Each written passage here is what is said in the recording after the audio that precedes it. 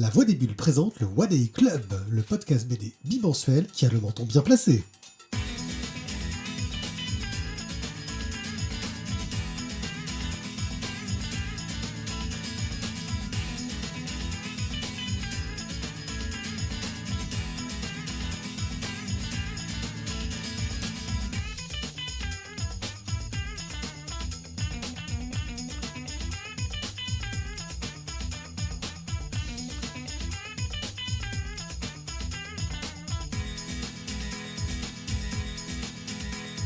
Bonsoir à tous, aujourd'hui Thio a enfin trouvé où poser son menton devant Ah, c'était ça le son truc. antipop pour prononcer bien. Bonsoir Thio. Bonsoir, ouais, non, je suis le menton bien placé, je me disais, mais de quoi il parle?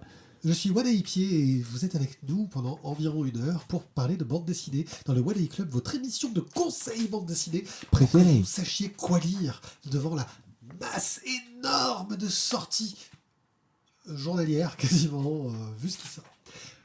Dans cette émission, nous allons vous faire de petites rubriques online, comme on vous l'a dit, on alterne régulièrement.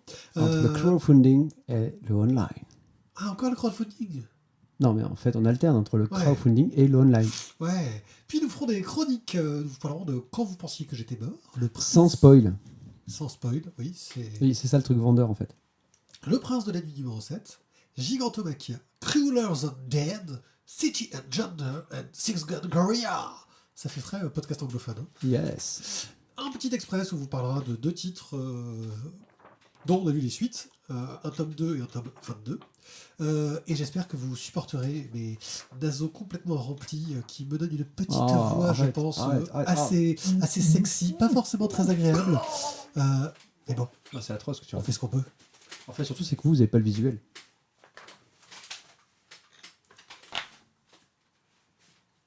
Eh bien, pour cette rubrique online, je vais vous parler de... Quoi ? Qu'est-ce qu'il y a ?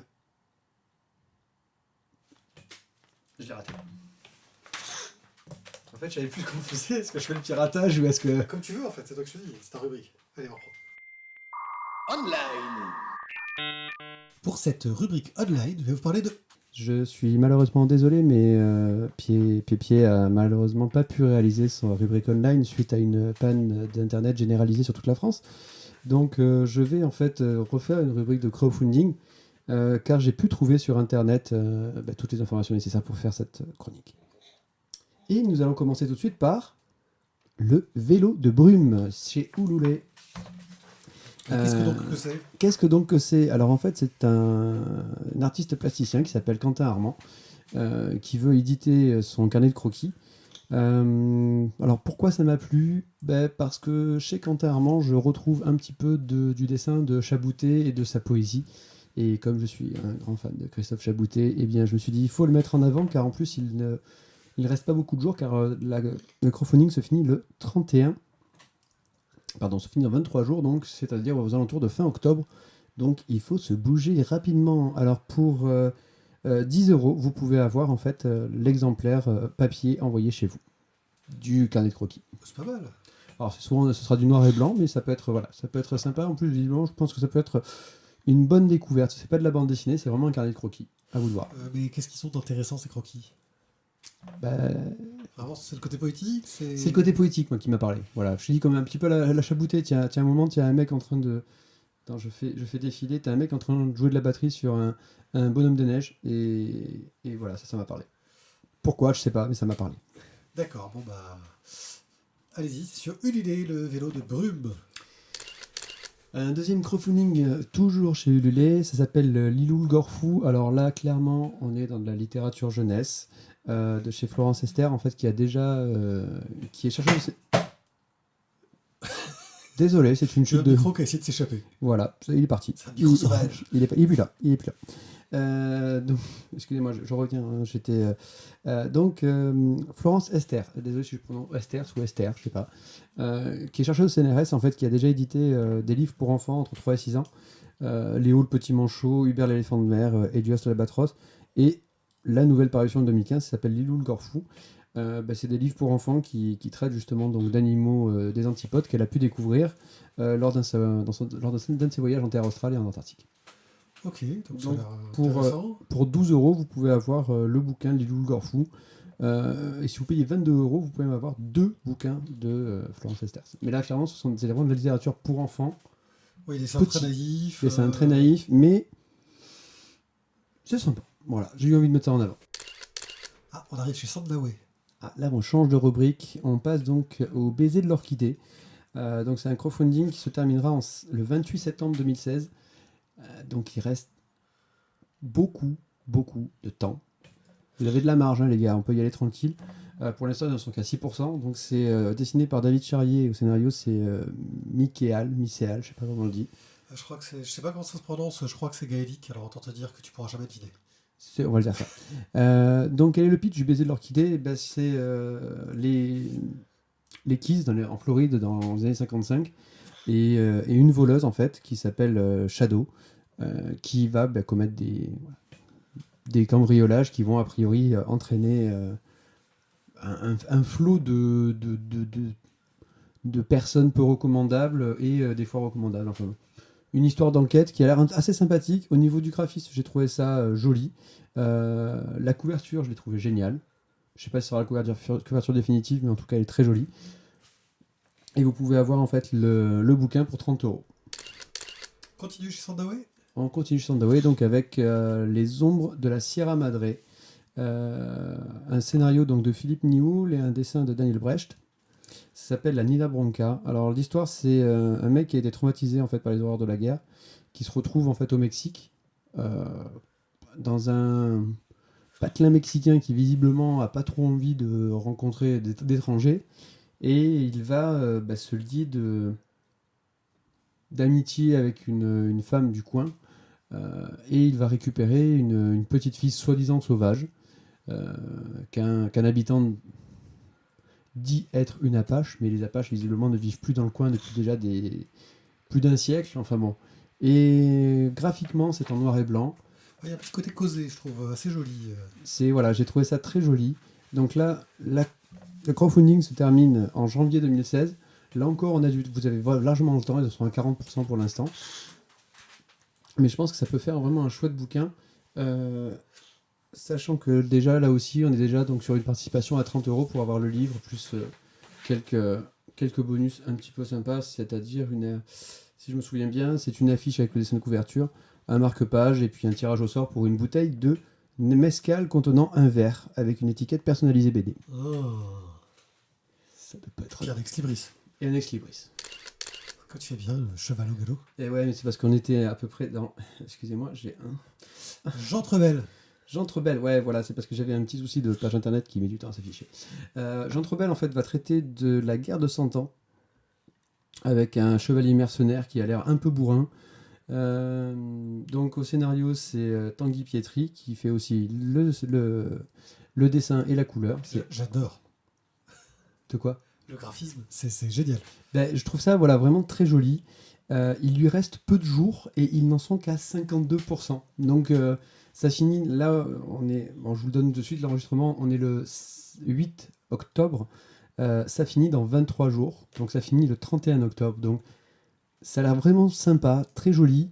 L'histoire a l'air en plus bien bourrine. Un graphisme très coloré, des dessins sans contour, un côté un petit peu SD dans les gueules des personnages, un petit peu humoristique, mais tout en étant vraiment joli et harmonieux, c'est très classe. Mais surtout en plus qu'il y a, pour les quelques pages qui sont disponibles en lecture, je trouve qu'il y a un vrai paradoxe entre le côté sympa du dessin et le côté ombrageux du personnage, parce qu'il a l'air d'être un petit peu très, très soupolé, le gars, quand même.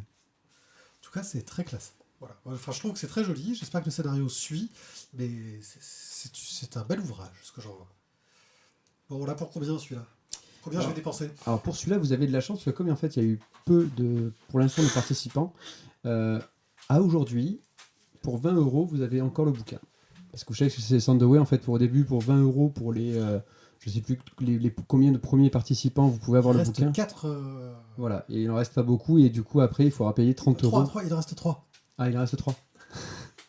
Et du coup, pour 30 euros, après, vous aurez pareil, mais avec quelques petits bonus en plus. Mais du coup, vous aurez le livre pour plus cher. D'accord. Ça a l'air bien sympa. Ensuite, et là ce sera le dernier, je suis désolé, j'ai fait un petit peu que du Sandoway ce soir. Tu n'en avais pas fait la dernière fois. Ouais, voilà, mais ça dépend des fois. C'est clairement, en plus, ça dépend de sur quoi je le regarde, parce que justement, là, je vois quand même, c'est pas pousser un petit coup de gueule, mais en fonction des sites et de ce avec quoi vous les regardez, euh, vous avez des fois des affichages qui sont mais hyper starbés et on n'arrive pas à se balader dans les pages. Et des fois, on arrive à voir que quelques BD, alors qu'en fait, il y en a des centaines qui sont en Et projet. en gros, ça affiche mal sur ta tablette, quoi. C'est voilà ce que je voulais dire sur tablette. Des fois, malheureusement, c'est quasiment. J'allais dire c'est injouable, non, c'est un truc de gamer ça. Mais c'est vraiment pas agréable et on n'a pas toutes les infos, c'est dommage. Donc du coup, le dernier crowdfunding de ce soir s'appelle Chastity Blaze, toujours de Philippe Nioul au scénario et Mika S au dessin. Qu'est-ce Donc c'est une série en couleur. Alors, il vous l'annonce clairement, aventure trépidante, érotico-loufoque du capitaine Chastity Blaze. Chastity Blaze ressemble visiblement à une pin-up qui va enquêter, on va dire, pour les services de l'oncle Sam. Et ça a l'air. Moi, j'ai trouvé ça joli, j'ai trouvé ça sympa. Après, vous ferez votre avis. Il reste encore jusqu'au 31 janvier 2016 pour y participer. Et là aussi, donc, ce sera 30 € pour avoir le bouquin. Plutôt, oui, sympathique comme dessin. Peut-être un peu racoleur, mais. Alors, les premières images sont un peu. Enfin, c'est racoleur, mais en même temps, si tu veux vendre, il faut un petit peu racoler. Oui, mais bon. Rappelons-nous le Redskin qu'on a lu récemment. La couverture était beaucoup plus racoleuse que l'intérieur du bouquin. Effectivement. Mais c'est vendeur. Quand vous pensiez que j'étais mort de Mathieu Blanchin, sous-titré Mon quotidien dans le coma. Mathieu Blanchin a une vie super rigolote. Le jour des 2 ans de son enfant, il décide de se faire une grosse crise et de tomber dans le coma pour une dizaine de jours.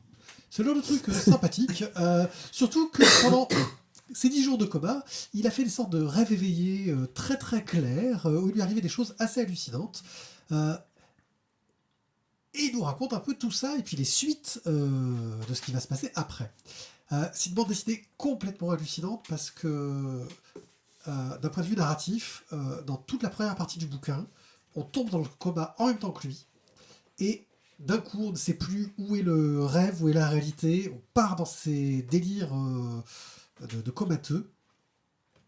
Et ensuite, dans la deuxième partie du livre, on commence à un peu plus s'attacher à son parcours pour essayer de comprendre ce qui lui est arrivé, de se soigner, de trouver une solution et aller petit à petit vers les médecines alternatives. Ce qui, pour le coup, alors que je suis quelqu'un de très cartésien, prend un sens et tient la route, qu'il aille vers la médecine alternative par là. Graphiquement, ça a un trait très lâché, très vraiment brut, parfois brouillon. Mais J'aurais dit pas tant brouillon, mais surtout torturé.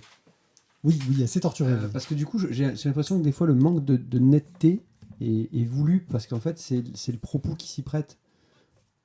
Il n'a pas envie d'avoir un trait net et précis, parce que justement, il faut que ce soit un peu flou, un peu brouillon, ouais, peut-être. C'est je pense, ce qui rend aussi, du coup... Oui, et puis ça permet aussi de rendre cette apathie, cette difficulté qu'il a eu à reprendre une vie normale après son coma, ce qui était vraiment pas évident. De côté dans du noir et blanc, hein, je me demande si un peu de couleur aurait pas permis de rendre ce truc encore plus hallucinant. Mais c'est vrai que c'est déjà un gros tome, donc s'ils avaient dû le mettre en couleur, ça aurait été... T'as de la page quand même, hein. Oui, on est vraiment sur un pavé, hein, on est dans les, je sais pas, 200... beaucoup de pages. Trop, peut-être. Ouais, vas-y, dis le nombre de pages. Plus de 170 pages. Alors, j'allais dire trop, non pas que c'est pas intéressant, parce que clairement, je l'ai lu en plusieurs fois. J'ai pas réussi vraiment à le dire d'une traite comme je fais avec beaucoup de BD. Parce que le propos vraiment est très pesant. Moi, j'ai senti vraiment tout le poids en fait que tu as de son coma, de la maladie, du ressenti qu'il a avec sa famille. Et du coup, il a fallu que je le lise par morceaux parce que il fallait un moment que j'arrive à respirer, quoi. Ah oui, non, c'est assez étouffant. Mais c'est vrai que, moi, je l'ai lu d'un bloc. Parce que, je l'ai lu d'un bloc en 2 fois. C'est-à-dire, j'ai commencé à le lire une première fois et j'ai pas réussi. Et la deuxième fois que je l'ai lu, j'ai recommencé du début, et je l'ai lu d'un bloc. Et j'ai fait Je me suis laissé prendre au jeu, je me suis laissé plonger dans ses délires, ce grand n'importe quoi de ses passages de coma, et puis surtout après, le retour à la réalité et comment est-ce qu'il essaie de se raccrocher. Il y a une scène assez magistrale, d'un coup il demande le point de vue de sa femme, Mm. et on retrouve toutes les scènes qu'il a vécues dans son coma, mais avec la version cartésienne de ce qui se passait réellement, et on se rend compte qu'il était conscient de ce qui se passait, même s'il en avait une perception totalement décalée. Enfin, c'est très très bien écrit, par contre, c'est vraiment pas pour tout le monde, parce que c'est une bande dessinée très pesante, très lourde, assez difficile. Moi, je trouve que c'est difficile à lire, mais si vous arrivez à rentrer dedans, je trouve que c'est vraiment un très bon moment. Un très Bon, j'irai pas bon, jusque-là. j'irai pas jusque-là, mais c'est un très beau moment. Voilà. Finalement, moi, le ressenti que j'en ai après l'avoir lu en entier, c'est que j'ai vraiment vécu un beau moment de lecture. Bah moi, ça m'a un peu... ça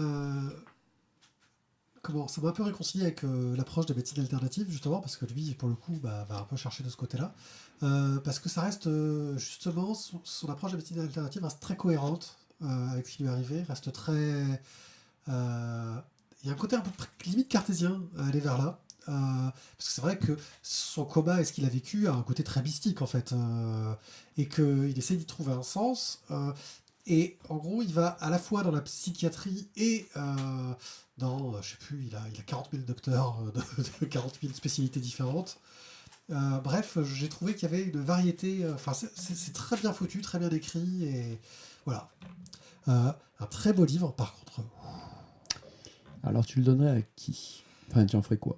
Qu'est-ce que j'en ferais? Oh là là, c'est le genre de truc que tu mets dans un coin et que t'espères ne pas avoir ressortir le jour où tu vas rencontrer quelqu'un qui va vivre ça, quoi. Bah, disons que moi, je trouve que c'est un bouquin que j'aimerais avoir dans ma bibliothèque et que j'aimerais partager, mais je peux pas le partager avec tout le monde. Tu vois ce que je veux dire? C'est le bouquin que tu... Ouais, je vois. Je sélectionnerai les personnes à qui je le prêterai, parce que je me dis que c'est vraiment un livre particulier qui pourra vraiment pas plaire à beaucoup, beaucoup de personnes, malheureusement. Oui, il y a un petit côté un peu mystique qui est vraiment pas évident. Mystique et très, très, très intime, quoi. Enfin, c'est compliqué de le prêter à quelqu'un. Maintenant, je trouve que c'est quand même un beau bouquin, un bon bouquin. Ouais. Je pense que c'est voilà, à mettre de côté dans sa bibliothèque et à le garder au cas où. Et en espérant ne pas avoir à le sortir. Le Prince de la Nuit, tome 7. Isolf enfin signe une suite au Prince de la Nuit. Il avait terminé le premier cycle il y a 14 ans. Ça date déjà. Mais il avait donc fini... Pardon, une petite pause. Il avait donc terminé ça il y a 14 ans. Ensuite, entre-temps, il avait fait Légende. Isdolf, je te présentais aussi, il avait fait Durango. Enfin bon, c'est quelqu'un de quand même de connu. Oui, Un artiste, belle carrière derrière lui. Une belle carrière derrière et puis devant, parce que c'est pas... C'est Devant, loin d'être fini. Devant, on verra. Bah écoute, devant on verra. Avec le Prince de la Nuit, alors déjà, on est dans la suite du cycle. On va découvrir la naissance de Kargan, qui est le Prince de la Nuit, on va dire le méchant du premier cycle. Ouais, c'est un vampire, quoi. Ouais, mais c'est le méchant. Enfin, on va le dire, c'est une histoire de vampire. Le Et prince... Kargan, c'est le méchant du premier cycle. J'en sais rien, j'ai pas lu le C'est premier le- cycle. c'est- Moi, j'ai c'est- quand même c'est lu que le- le 7. C'est le méchant du premier cycle. Et en fait, là, on va revenir sur les origines de Kargan, justement, donc, qui en fait était un fils de chef, alors d'As, qui est une tribu barbare de je sais plus quelle époque, et qui est bourré d'ambition, qui fait connerie sur connerie, que son père, du coup, finalement, à un moment, a presque envie de le claquer, quoi. Bah, de toute façon, c'est toujours ça, le petit con qui est prétentieux et qui se pense le plus fort. Voilà. Et ça va amener justement à devenir un vampire plus tard. Et qu'est-ce que ça apporte à la série? Bon, déjà au niveau du graphisme, on se retrouve avec les mêmes dessins toujours de Isvolf, qui a un trait qui est net, qui est précis, Très réaliste. très réaliste, qui est splendide. C'est une école, on va dire. C'est une école, voilà. Dans le style, c'est très réussi. Après, c'est pas forcément mon style préféré graphiquement. Mais bon. Alors, clairement, tu connais mes goûts, c'est pas non plus mon style préféré, mais je trouve que Zvolf, il a un trait, il a une patte, moi qui me plaît. Qui fait quand même un peu vieille école, quoi. Mais ça fait vieille école, mais tout en ayant, je trouve, et encore plus avec ce tome-là, un petit truc nouveau. Alors, je pense que c'est la couleur qui fait vraiment la mise en couleur du Prince de la Nuit qui envoie un peu plus la patate, parce que ça donne vraiment, je trouve, un côté très sombre. avec beaucoup de teintes. Je me rappelle de quelques cases là, qui ont une teinte un peu bleutée, qui te rajoute vraiment un côté horrible, un côté ambiance angoissante, et qui est très très bien rendu. Donc voilà, est-ce que c'est, là par contre, je sais pas si le ou la coloriste du tome 7 étaient les mêmes que sur le premier cycle, je pense pas. Mais du coup, au niveau de la couleur, je trouve que ça rend encore davantage que les précédents. Ouais, bah, moi, voilà, je te disais, hein, graphiquement, c'est à l'ancienne. Attaquer un tome 7 quand t'as pas eu les précédents, c'est toujours difficile, mais effectivement, on peut, là, il n'y a pas de souci, c'est le début d'un cycle. Euh, Maintenant, on est sur une histoire d'origine assez classique, il n'y a rien de... j'ai trouvé ça sympa, mais il n'y a rien qui m'a impressionné en me faisant « Waouh, j'ai trop envie de lire la suite », tu vois. S'il y a une petite ouverture vers la fin, mais là, on va pas aller dans le détail, qui te dit « Ah, pourrait y avoir quelque chose d'intéressant », mais pour le coup, j'ai peur que graphiquement, ce soit encore plus en décalage. Alors ouais. Non, mais en fait, ouais, non.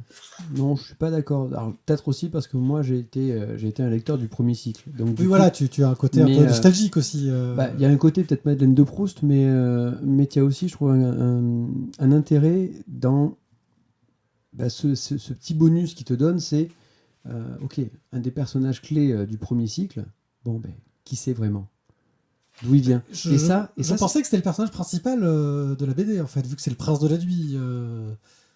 Dès le départ, moi, j'ai toujours cru que c'était le personnage principal. alors c'est un des personnages, mais c'est surtout. Enfin, mais ce qui est intéressant, justement, voilà, c'est que tu te dis, tiens, tu vois, quand tu regardes un film ou quoi, que tu as, bah, t'as un héros qui arrive, des fois, tu aimerais bien savoir ce qu'il a fait avant. Qu'est-ce qui s'est passé pour qu'il a amené là? Oui, bah, et tu fais épisode 1 de Star Wars. Non, celui-là, parle pas des trucs moches comme ça, de suite, l'épisode 1 de Star Wars, quoi. Ouais, avec les Jedi, on apprend en fait que c'est des micro-organismes qui sont dans le corps, quoi. Des micro-chloridiens. Midichlorian. Voilà. Ça doit chier, quoi. Non. Mais moi, des fois, j'aurais aimé. Tu vois, Mad Martigan. Moi, je suis sûr que la jeunesse de Mad Martigan, ça doit être un truc génial. Ah, c'est possible, ouais. Voilà, tu vois. La jeunesse de Willow, ça aurait été pourri. Ah oui, là, c'est sûr, ouais. Voilà, mais la jeunesse de Mad Martigan, à mon avis, c'est déchirer sa race, quoi. Ah, mais tu sais, avec le retour des licences dans tous les sens, peut-être qu'ils vont nous le faire. Hein. Ouais, mais Val Kilmer, il peut plus faire. Non, pour faire la jeunesse de Val Kilmer, ce sera pas Val Kilmer. Hein. Parce que là, ça passe pas. Val, c'est pas crédible. Val, il a pris un peu de poids depuis, quand même. Il s'est laissé aller, là. Enfin, donc, pour en revenir à ça, Le Prince de la Nuit, je trouve que c'est vraiment intéressant parce que c'est, je pense, une bonne suite. C'est un bon début pour une suite, justement, au Prince de la Nuit. Après, c'est vrai que ça plaira peut-être aux fanatiques de Zwolf et du Prince de la Nuit, en l'occurrence. Mais, bah voilà, moi, ça m'a plu et je pense que ça peut être un truc agréable à lire. Je suis d'accord que c'est pas la BD de l'année, c'est pas ma BD coup de cœur de l'année non plus. Mais c'est une bonne suite. Ouais, bah moi, je le refilerai dans une bibliothèque, tu vois. Parce que je me dis que c'est quelque chose de très classique qui a sa place en bibliothèque, mais si je veux aller dans des histoires de vampires, j'irai chercher des trucs un petit peu plus originaux si je devais le garder chez moi. Ouais, un truc de vampire. Je crois qu'on va faire un dossier là-dessus, un de ces quatre. Ouais, il faudrait. Et toi, alors, t'en ferais quoi après? Tu le remets avec les autres pour ta collection de la mort. Ah ben, moi, je le donnerais à personne, en fait. Parce que moi, il va dans la collection. Tu sais, j'ai ma case, tu vois, j'ai ma case presque Zwolf, Le Prince de la Nuit, Légende, et donc Prince de la Nuit, tome 7. Gigantomachia, un manga de Kentaro Miura aux éditions Glénat. C'est un one-shot étrange qui suit l'histoire de Promé, une jeune fille montée sur les épaules de Delos, une sorte de gros mec mastoc un peu lutteur, qui se balade à travers un monde dévasté dans un désert pour essayer de retrouver des sortes de géants et qui se retrouve au milieu d'un village d'hommes insectes à devoir gérer un conflit. Et c'est bizarre. C'est beau. Le dessin est magnifique. C'est superbe. Franchement, waouh. Mais qu'est-ce que c'est bizarre. Qu'est-ce que j'ai pas compris, en fait, où ça allait, ce que ça voulait dire, ce que ça faisait. Que, en gros, la fille est debout, les pieds sur les épaules du gars, et a des sécrétions qui lui tombent d'entre les jambes, qui vont pouvoir le guérir, et que... Oui, ça et, ça c'est vrai que ça a été le passage un peu dur, je suis d'accord avec toi. Et que elle arrête pas de lui proposer d'aller goûter le sucre qui est entre ses jambes parce que ça guérit. Et le mec, il se transforme en géant, un peu comme un monstre à la fin d'un épisode de Bioman. Et il va lutter contre les autres géants pour aider le peuple. J'ai pas compris. Ouais, alors, non, mais alors, présenté comme ça, je suis d'accord avec toi, mais est-ce que t'as pas quand même passé un bon moment?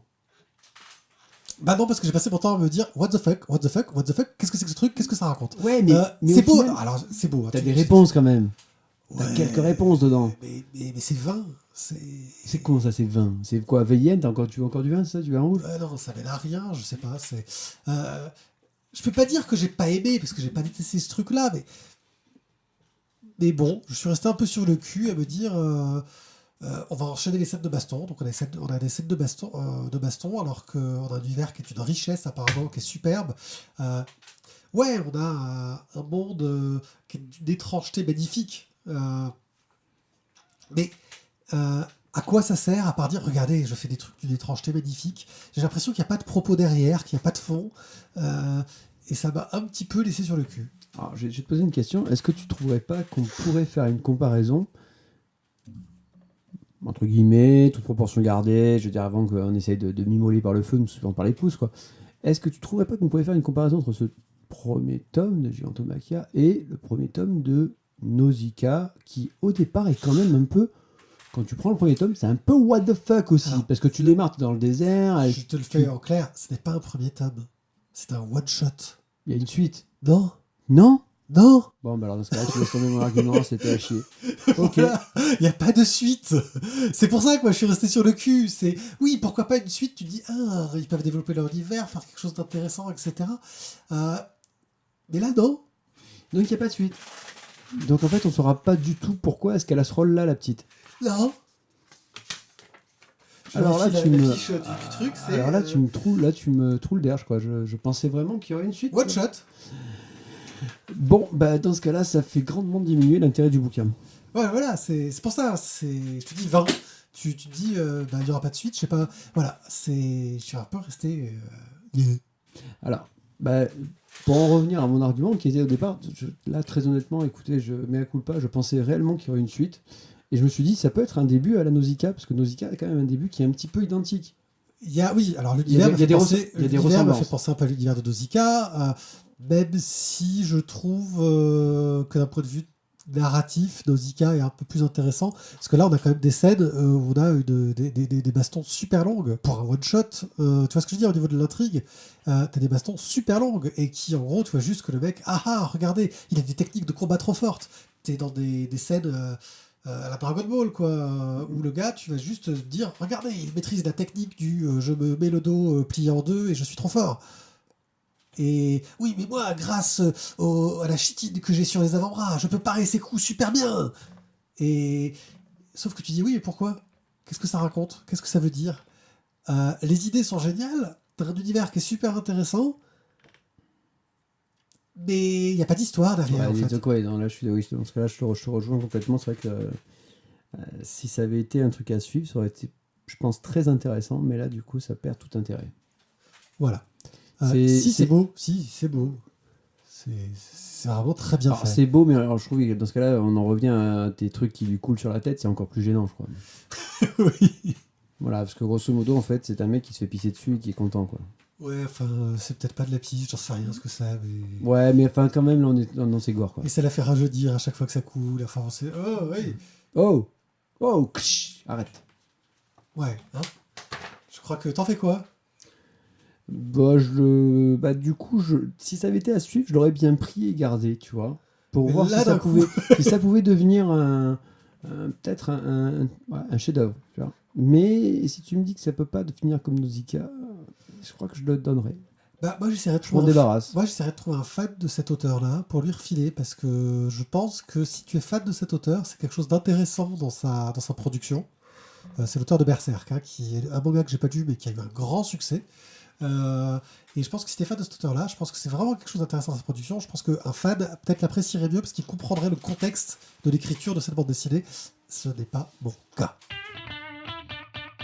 Et nous allons parler de... Cruellers on Dead. Alors, et là, je suis désolé, vous le savez, j'ai un fort accent japonais, donc je suis au taquet. Tsukasa Saimura et Kozo Takahashi. Tu C'est es pas mort mal, de rire. t'as fait pire. Hein. Merci. Donc c'est chez Glénat. C'est le premier tome sur 2 tomes.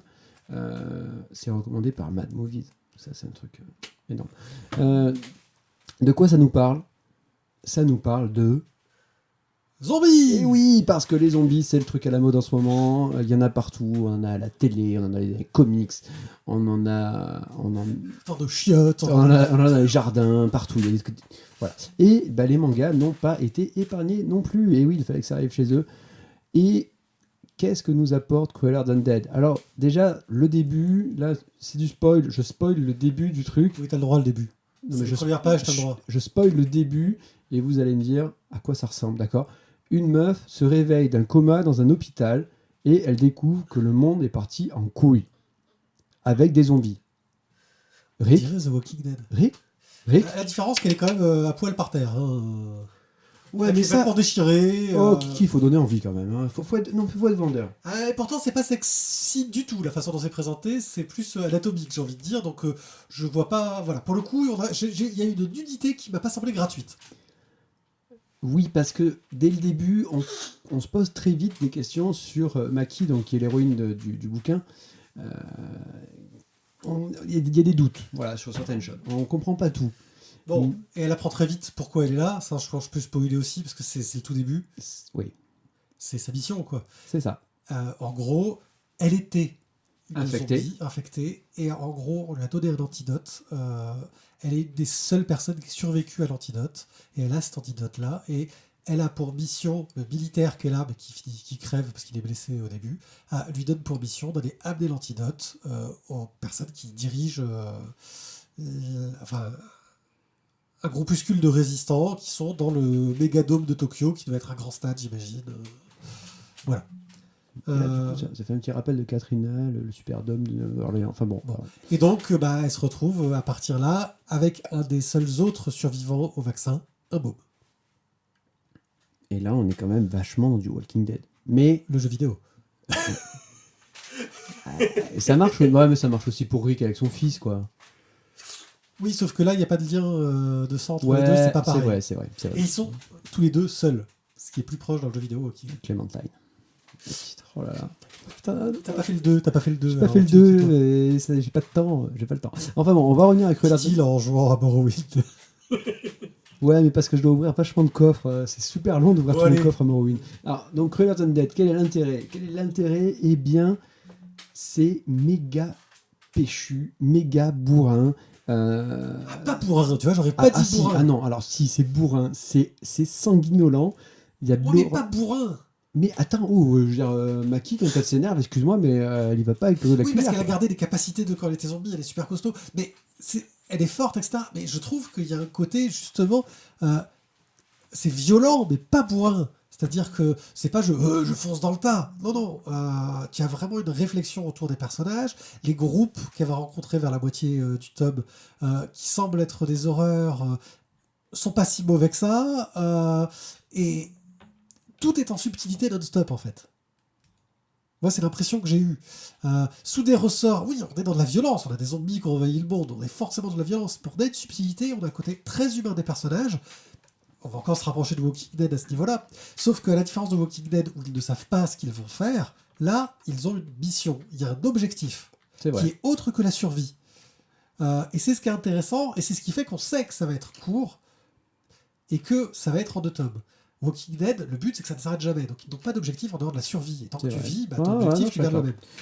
Mais dans tous les cas, voilà, c'est ultra péchu, quoi. Il n'y a aucun temps mort dans le scénario. Moi, je t'ai lu ça, j'ai eu l'impression qu'il s'était écoulé 10 minutes dans ma vie, quoi. Tu le dévores. Dis, va-t-elle y arriver? C'est aussi la question que tu te poses. Mais tu veux savoir. alors, je reviens quand même au but que c'est hyper classique dans l'histoire de zombies. Enfin, dans ce qu'on nous propose actuellement. Ça nous propose, l'air de rien, je trouve un petit scénario quand même, un peu à la 28 jours plus tard. Oui, il y a ce côté-là. Qui est, voilà, on se casse, eux ils se retrouvent dans un château, elle va essayer donc d'amener le vaccin au superdome. Ouais, il faudrait l'écouter avec ce putain de morceau super lent qu'il fait quand il fait l'attaque du château de 28 jours plus tard. Ouais. Qu'est-ce qu'il est bon.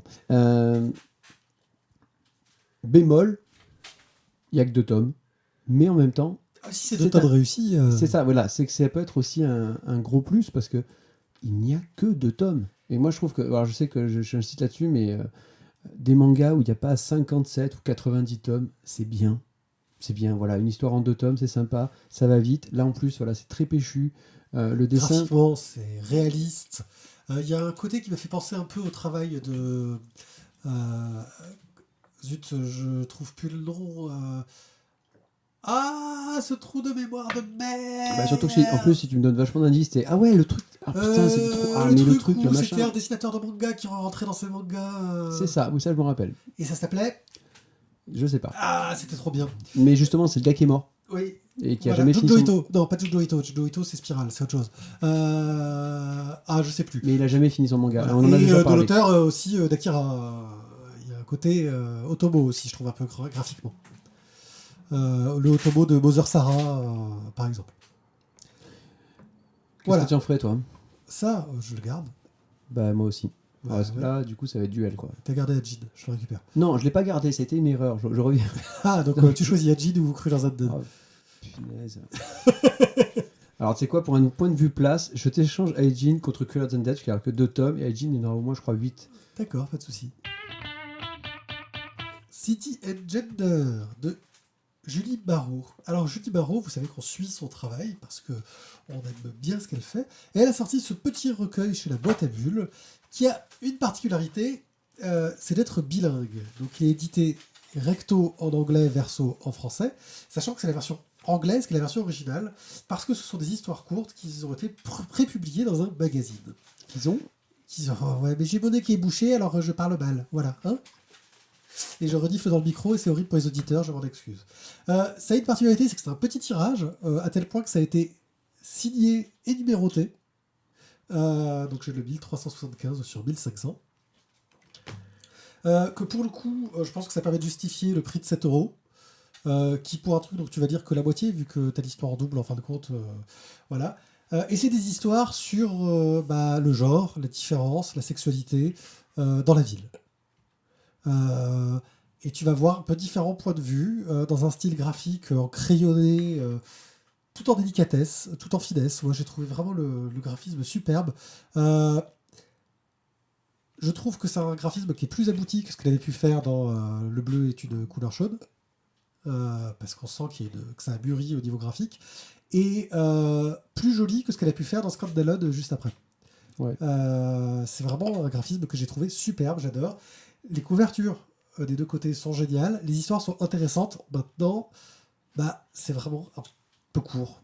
C'est le seul reproche que j'y ferais, c'est que plus d'histoires dans le genre, un recueil un peu plus gros, peut-être un fil conducteur avec des personnages qui Un reviennent. fil conducteur, parce que je trouve que ce qui était intéressant dans Le Bleu est une couleur chaude, c'était justement le développement sur la durée de l'histoire qui te permettait de bien rentrer à l'intérieur, de bien t'en imprégner. Et là, en fait, je trouve qu'on reste très... On est... En surface, on ouais. est très en surface, en fait. On est vraiment spectateur des histoires, quoi. Ça, c'est pour moi un petit peu le seul reproche. Voilà. Après, voilà, ça fait un tome un peu cher pour ce que c'est. Mais si vous aimez le travail de Julie Barrault, si vous aimez son travail sur le genre, sur la sexualité, l'homosexualité, la transsexualité, le pansexualité, toutes les sortes de sexualité possibles, je pense que c'est un projet qui est intéressant, qui mérite d'être soutenu. Mais c'est vrai que ça mériterait d'être retravaillé pour faire une belle fresque avec une sorte de fil conducteur, pas forcément des personnages, mais pour leur rapport à la ville et à comment est-ce qu'on se situe sexuellement dans cette ville-là. Il y a des questions de harcèlement, par exemple, qui sont pas des... Voilà, elle n'est pas que dans la question de l'homosexualité, comme dans le bleu, chose. Il y a une variété là-dessus, mais on est dans le harcèlement. Voilà, c'est bien. C'est très intéressant à lire. J'en regrette pas de l'avoir acheté. Il va aller dans la bibliothèque avec. Mais voilà, moi je vais le mettre avec mes livres qui font réfléchir. Alors, moi en fait, je sais pas si on voit, ouais, non, écoute, dans ma bibliothèque, je le garderai aussi, mais pour moi, il serait un petit peu dans le même acabit que que certains bouquins de Chabouté, encore une fois que je cite Chabouté, je sais, c'est une sorte. C'est un tatouage de Chabouté. Ouais. Chabouté, tu vas avoir écrit. Chabouté, ouais. J'ai un chat avec. Enfin bon, là. Non, attention, tu vas deviner. Avec moi, je trouve que ça ressemble un petit peu à Fable amère, qui était un recueil de Chabouté avec justement des petites histoires, des histoires assez courtes, à chaque fois qui traitaient un sujet différent, mais qui avait, là aussi, c'était ce côté très, très précis, très rapide dans la. Bel effort. Je viens de poser un verre sur une table en verre sans faire de bruit. Et voilà. Et lui, il faut qu'il le fasse remarquer, histoire qu'en fait, ça ne serve à rien que j'ai fait cet effort. Bravo. Non, mais c'était un verre en cristal, il fallait le préciser. Justement, voilà, c'est dans ce traitement qui est très rapide, très précis, voilà, qui fait penser à ça, et je trouve que c'est bien mené, même si c'est vrai que, comme je te l'ai dit tout à l'heure, j'aurais bien aimé avoir une histoire un peu plus complète, quelque chose voilà, avec un suivi dans les histoires, quelque chose qui m'amène sur autre chose. Même en gardant les côtés histoires courtes, mais avoir, je sais pas, on suit un sac en plastique qui vole dans la rue et qui nous sert à aller d'une histoire à l'autre, tu vois, quelque chose qui fasse une sorte de lien entre les histoires. Ben voilà, écoute, c'est le prochain bouquin que tu peux faire. Je vais écrire le prochain. Le voyage d'un sac d'un sac plastique. Non, mais c'est urbain, tu vois. Mais fais-le vite parce que c'est bientôt interdit. Et là, on va parler d'un ovni. Hein, Six Gun Gorilla. Chez Ankama. Chez Ankama. C'est dans le 619 ou pas De quoi? C'est dans le label 619 ou pas? Non, je crois pas. Non.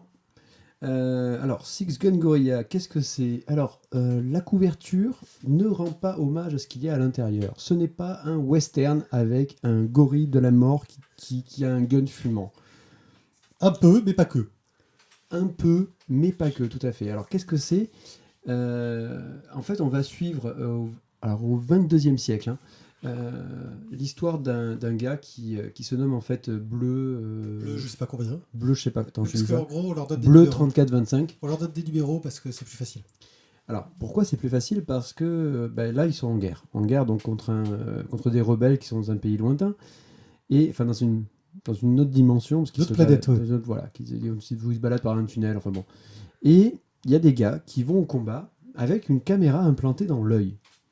Et les gens qui sont restés sur la Terre payent pour une retransmission et suivent en fait le combat de ces gars et souvent en fait la mort parce que c'est de la chair à canon. Les mecs ils y vont sans gun, ils sont là pour crever et s'ils crevent de manière digne, s'ils crevent. Là, il est beau celui-là. S'ils crèvent de manière digne, en fait, leur famille ou la personne qu'ils ont désignée touchera un joli pactole parce qu'ils sont morts joliment à la télé, quoi. Ce Bleu 3425, lui, dès son arrivée, en fait, il va avoir un souci, c'est qu'il va se retrouver avec une mission qu'on va lui confier. Un général mourant. Un général mourant qui lui file un médaillon. Une montre. Une montre. Ouais, une montre à gousset. Ouais, la montre à gousset que lui a offert sa femme, dont il était super amoureux, et qu'il voudrait absolument que Bleu 3425 ramène à sa femme en dernier souvenir de ce mariage énorme, de cet amour infini qu'ils ont eu pendant des dizaines et des dizaines d'années. Et en plus, il est sauvé des situations horribles dans lesquelles il se trouve. Et donc Bleu qui aurait dû canner quand même, parce que il est là pour ça. Surtout que c'est un bibliothécaire de merde et qui n'est pas un militaire du tout. C'est ça, qui a juste vécu une sale histoire d'amour où en fait il s'est fait têche comme un malpropre et que du coup il veut faire culpabiliser son ex en la faisant en mourant de cette façon-là, parce que du coup il sait qu'elle va le savoir. Eh bien il est sauvé par un gorille. Avec un 6 coups. Un gorille qui a un 6 coups et qui marche, alors que la poudre ne marche pas dans cet univers-là, parce qu'en fait, ils ont que des trucs à impulsion, je crois, c'est ça? Ouais, impulsion, pression, ou je sais pas quoi. Enfin. En fait, le feu ne marche pas, en théorie, dans cet univers. Et donc, voilà, il est sauvé par un gorille qui a un 6 coups et un gorille qui parle. Ouais. Et qui a l'air d'en savoir beaucoup sur ce monde-là. Même s'il est du genre mystérieux et à rien dire. Voilà. Donc, maintenant, qu'est-ce qui va se passer? Et je vais pas trop vous en dire parce que sinon, ce serait quand même très vite révélé, on va dire, beaucoup de plans sur le scénario. On va suivre en parallèle la vie de son ex qui travaille sur une chaîne de télé et qui va voir ce qui se passe. Qui travaillait en fait pour la chaîne de télé qui diffuse justement la vie des Bleus. Donc tu comprends pourquoi aussi il voulait se devenir de la chair à canon. Et on va suivre l'histoire de ce bibliothécaire. Et c'est difficile parce que au milieu de ce tome, de cette histoire, qui est une histoire pulp SF qui fait un peu penser un petit côté Starship Trooper, etc. au début. Il y a une sorte de twist. Voilà, c'est une histoire complète. Hein. Il y a une sorte de twist au milieu qui fait que, waouh, en fait, c'est super intelligent. Oui, parce que quand le bleu comprend quelque chose sur le monde, ça change Tu totalement. comprends la mécanique de cet univers. Ça change totalement en fait notre perception en fait de l'histoire. Mais ce changement de perception, moi ça me pose un seul bémol, on va dire, par rapport au truc, c'est que j'ai trouvé que la fin était menée tambour battant, quoi. C'est que d'un coup, il a compris et c'est fini. C'est vrai que tu as 3 tomes d'exposition, en gros. Hein. Enfin, c'est 3 chapitres d'exposition et 3 chapitres de conclusion. Ouais, C'est mais, ça, en gros. mais moi j'ai eu l'impression que la conclusion elle est très très vite. Plus vite Ouais. que le reste finalement. Et c'est le seul truc que moi je trouve un peu dommage, c'est que ça va un peu vite sur la fin. Mais j'ai trouvé que c'était une histoire qui était super bien menée, qui est qui est vraiment bien. Vraiment bien. Graphiquement, alors c'est. Petit côté indé à la Tank Girl, tu vois. Ouais, voilà, je suis d'accord. Je valide. Petit côté Hewlett, Jamie Hewlett. Voilà, c'est très ce côté indé anglais qui pète dans tous les sens, un peu crade, avec une mise en page de balade. C'est péchu quoi. C'est vraiment très dynamique. Puis plein de bonnes idées sur l'univers, avec les créatures, les enroncés, c'est poétique, c'est joli. L'univers est super sympa en soi en plus. Alors c'est qu'un one shot. Du coup là vous pouvez vous faire plaisir hein, parce qu'il n'y aura pas de suite. Voilà, une mini-série qui est sortie chez Boom Studio en 6 tomes aux États-Unis. Et à la fin, il y a plein de couvertures, de dessins alternatifs. Par contre, j'ai pas vu de dessin de Bruno Bessadi à la fin, et j'ai pas compris. Et j'ai pas compris non plus parce qu'il Tu y as pensé aussi ? Il y a un gorille. Tu y as pensé aussi ? Ah oui, mais sauf que je pense que voilà, il était pas dedans. Et Il savait pas. Il savait pas. Voilà. Donc Bruno, si tu y a une réédition, arrange-toi pour faire un dessin dedans, parce que je pense que tu y aurais ta place. Tu en ferais quoi ? Je le mettrais. Le problème, c'est que si je dis ce que j'en ferais, ça va donner des indices sur l'histoire. Ah, Je le mettrais à côté de certaines séries Vertigo que j'ai bien aimées. ouais. Voilà, je crois que. D'accord, on n'en dira pas plus. Alors non, mais enfin moi c'est pas le livre essentiel à avoir, mais ça peut être un. Moi je pense que c'est un bon livre à offrir, un one shot sympa, Ouais. qui Plein de références western en plus rigolotes. qui est plein de références western, qui est vraiment Genre le chapitre qui s'appelle Et toi tu creuses. et avec des plans sur les yeux en fait. Ouais. Et c'est un livre à offrir parce que voilà, un one shot sympa avec un scénario qui est quand même beaucoup plus épais que ce qu'on aurait pu croire. Oui, C'est pas- je c'est m'attendais à un pas- truc pulp, décérébré, pas prise de tête, fun, hein, mais Mais voilà, en fait, qui tire non. dans tous les sens, mais en fait non, c'est pas ça. Voilà. Une bonne découverte. Cycle de Gorilla chez Ankama par Simon Spurrier et Jeff Stockley. Stockley, parce qu'il y a E-L-Y. Yeah. Express. Eh bien, nous allons pouvoir accélérer. Lazarus tome 2, nous avons bien aimé le tome 1. Nous arrivons donc sur le tome 2. Dans le tome 2, nous allons un peu plus nous intéresser à l'enfance et à la façon dont notre héroïne est arrivée à devenir la super tueuse protectrice de son clan dans ce monde futuriste où des grandes familles dirigent le monde et où les pauvres vivent dans des trucs paumés à les servir et sont des serfs, des sortes d'esclaves. Et nous allons suivre un peu le passé de cette jeune fille tout en suivant le parcours de personnes qui veulent se rendre à un grand rassemblement où ils ont une chance de monter dans la société s'ils sont sélectionnés. Ouais, c'est une sorte de Starac, social, quoi. Ouais, de Starac social. C'est sympa, c'est toujours bien foutu. Pourquoi est-ce qu'il faut continuer à le lire ? Parce que le tome 2, il est mieux que le tome 1. Clairement, en fait, il montre plus de choses sur le monde en lui-même. Voilà. Où le tome 1, on était resté vraiment sur les familles et les Lazars, qui sont les héros de chaque famille, on va dire, grosso modo. Ouais, les soldats génétiquement modifiés qui font partie de la famille mais qui sont un peu bidouillés. Voilà. Et là, ça montre vraiment davantage sur le monde et c'est intéressant. Vraiment, enfin, je trouve que c'est vraiment beaucoup plus intéressant. Puis scénaristiquement, ils ont réussi à avoir le parallèle entre l'héroïne qui est dans les hautes familles et montrer un peu comment vit le peuple et les difficultés qu'ils ont, etc. Donc, série à suivre et à continuer. Donc, par Ruka, Lark et Arcas chez Glénat Comics, ça tabasse. Et le Walking Dead, tome 22. Et oui, déjà. Ça aurait presque mérité qu'on en parle plus longuement, mais on va vite... ouais, alors voilà. en fait, donc toujours de Robert Kirkman, Charlie Adler, on n'a pas changé une équipe qui gagne. Rappelez-vous, dans les tomes précédents, je commençais à dire Walking Dead, what the fuck, c'est de la merde, il y en a plein le cul, on nous a volé, on nous a spolié. Stop. Eh bien, j'enlève ce mot stop, parce que ce tome 22, pour moi, il a relancé l'intérêt. On Déjà, a il y a fait... une grosse ellipse entre le 21 et le 22. On a une grosse ellipse déjà, donc on va pas citer, parce que peut-être certaines personnes ne sont pas au tome 22, et donc rappelle-toi qu'on ne peut pas citer tout. Bon, on va dire que Rick a atteint un statut social très fort. Que franchement, ça va assez bien pour lui en ce moment. Ils sont un peu à la cool, ils arrivent à dormir au même endroit plusieurs nuits de suite, et à bouffer à leur faim. Et là, il y a des nouveaux qui arrivent, et quand ils arrivent dans cette petite société qu'a montée Rick, ils font comme Rick faisait quand il arrivait dans une petite société. C'est-à-dire qu'ils se disent, mais Il y a des trucs louches. des trucs louches, ils cachent des choses, ils nous posent trop de questions.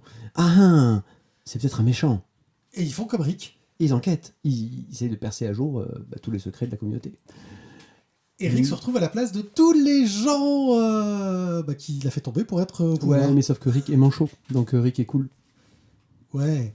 Ouais. Bon, en gros, ça Ah si, relance vraiment l'intérêt. on a aussi quand même la vie de son fils, Oui. qui essaye de maintenant de se trouver une vie à lui. Oui, d'être adulte, quoi. C'est ça, parce qu'il a grandi quand même. Oui, depuis quelques années. Bon, c'est bien foutu, c'est bien écrit, ça relance l'intérêt parce qu'on a un petit retournement de situation au niveau du positionnement des personnages. La société s'agrandit, évolue, et là on est vraiment plus sur... on n'est plus sur l'histoire d'un groupe de survivants, mais on est sur l'histoire d'une société de survivants, et ça change beaucoup de choses. Sans compter que la fin, ça vous relance quelque peu le débat. Ouais, et puis il retrouve des nouvelles idées pour nous foutre un peu les boules. Chocotte, ouais, les non, mais chocottes non, et faire des voilà. trucs gore qui font peur. Et la fin, franchement, elle est bien. Je vous spoil pas, mais ça relance bien. Voilà. Rappelez-vous les avis que j'ai eus sur les précédents. Là, franchement, le 22, c'est à lire, quoi. C'est de la bombe, bébé. Peut-être pas, quand même. Eh bien, nous arrivons à la fin de cette émission. Merci de nous avoir écoutés. Je vous rappelle qu'il n'y aura pas de splash page la semaine prochaine. Donc, on se retrouve donc dans 15 jours pour une émission normale qui sera peut-être suivie d'une splash page si nous sommes inspirés. Une émission où le docteur Tizak sera présent pour de sa douce voix dire « Ouais, mais cette BD, c'est de la merde et la semaine numéro 7, franchement, c'est de la bombe et... » Enfin, voilà, vous savez ce qu'il dit tout le temps. Ouais, et aussi les commentaires que vous avez laissés, il n'y en a pas assez. Ce sera la splash, ça. Ah, putain, du coup, il va pas faire beaucoup, lui. Ouais, je sais, non, mais comme ça, il aura plus de commentaires, tu vois, à chaque fois. Ah oui. Je vous rappelle que, de toute façon, si vous avez des commentaires à faire, vous pouvez nous laisser des commentaires donc, sur le blog lavoidesbulles.fr. Vous pouvez nous faire des commentaires sur Facebook, sur Twitter, sur tous les réseaux sociaux. Tous les liens sont sur lavoidesbulles.fr. N'oubliez pas que désormais, il y a 3 flux RSS pour le podcast, un flux RSS pour le One A Club, un flux RSS pour la splash page, et un flux RSS pour les fous qui veulent tout écouter et ne rien rater de La Voix des Bulles avec toutes nos émissions. On se retrouve donc dans 15 jours pour une prochaine émission. Merci à vous de nous avoir écoutés. Laissez-nous plein de commentaires. Dites-nous si vous aimez cette nouvelle formule. À bientôt. Là, je vous le dis, en fait, il a compté sur ses doigts pour dans 15 jours. À bientôt. Au revoir. Ciao.